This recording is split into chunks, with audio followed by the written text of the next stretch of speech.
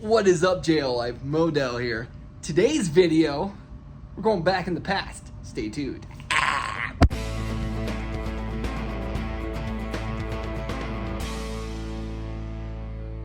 What is up, JL Life? Modell here. In today's video, we're going to be going from lip balls to stiff balls. Ball joints, that is. So what we're going to be installing today are upgraded ball joints from Dana Spicer. So I routinely get questions about this video, more so along what I thought about the product. If you guys remember this video, this was how to do a ball joint replacement on the Jeep JL when there weren't really any options to replace. I've told everyone I don't like them. I've been asked why. Well, let me show you.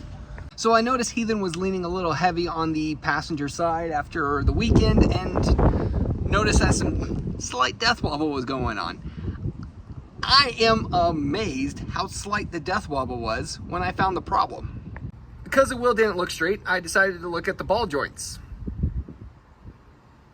Here's the first one. Here's the second. Yes, it snapped. I do not recommend these Dana ones, and the only reason we put these in Heathen is because we had shot ball joints and they needed to be replacing. Went from cheapest to cheaper. I guess it's slightly up on the scale, but the fact that this thing just straight sheared off and the wobbles were little, crazy. Anyways, lucky me, I have spare Dana ball joints to throw back in there. Might as well use them, even though I don't trust them. I recommend the Dynatrack ones, or actually some ball joint deletes. Stay away from Dana. Guys, thanks for watching. Yo, keep it easy.